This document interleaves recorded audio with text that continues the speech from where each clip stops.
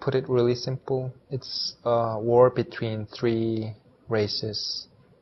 The Helios, Asmodeans, and Balar. The first two are PC races, and the third are an NPC race.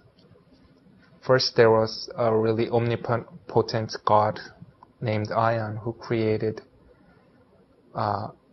his race of servitors, which were the Balar, but they were very powerful, but they kind of have independent will, and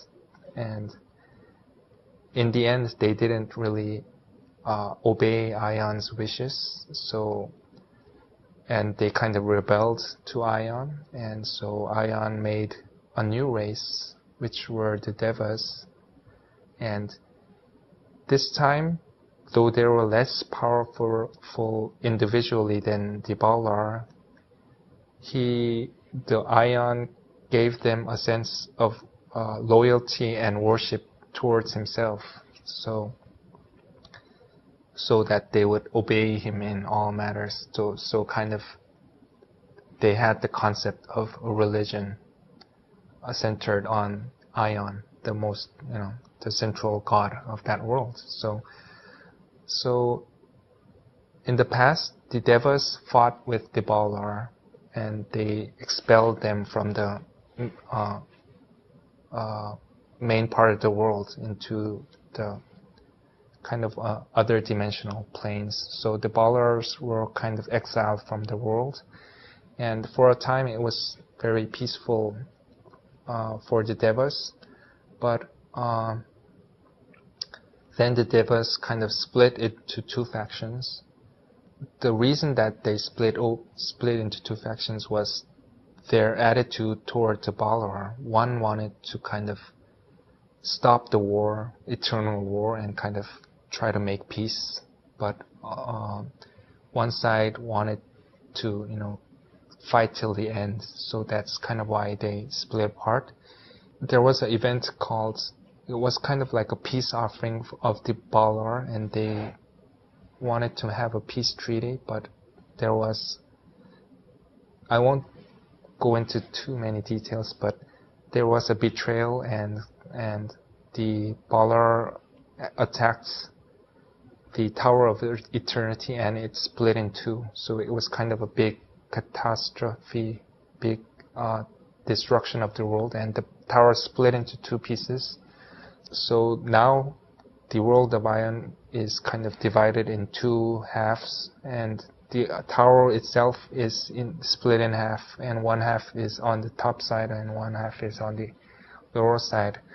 And so the Helios live on the lower side, and the Asmodeans live on the upper side. And now, because of that split of factions, they have become bitter enemies. They blame each other for the splitting of the world, and they believe that in order to survive, they must eliminate their opposing faction. And so now it's kind of a three-sided war between those three races, and of course the main point of conflict is who will get to control the Tower of Aion, Tower of Eternity. And the communication between the all-powerful Aion and the Devas have kind of been cut off, and no one's really sure what happened to Aion. And all they know is that to ensure their survival, they have to protect their part of the tower and prevent it from being destroyed by their enemy factions. So that's kind of the overall setting. It's sometimes we call it kind of like story of three kingdoms, the Asian Chinese epic. So it's kind of like it's an all-out war, but also it's kind of like diplomacy and backstabbing and intrigue stuff happening between these three races, and they're always kind of looking behind their back. what's the story for an individual player is that they will be one of the leading characters of each faction. They will start out as lowly soldiers, but they will become more and more powerful, and they will realize their potential to become really godlike beings, and eventually they will become the generals of the army that fights in this three-sided war. So I think, to put it simply, it's about